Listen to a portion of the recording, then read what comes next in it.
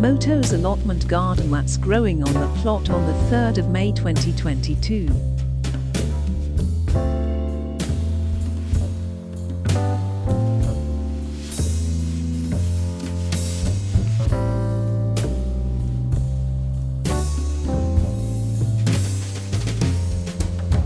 Garlic and onions sown in early October 2021.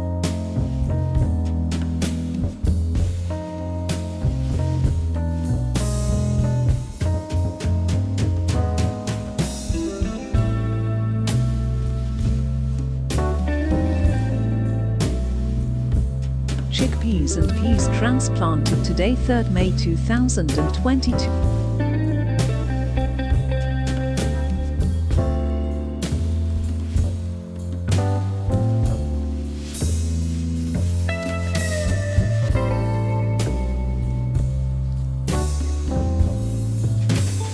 Board beans, sown in November 2021, transplanted 30th January 2022.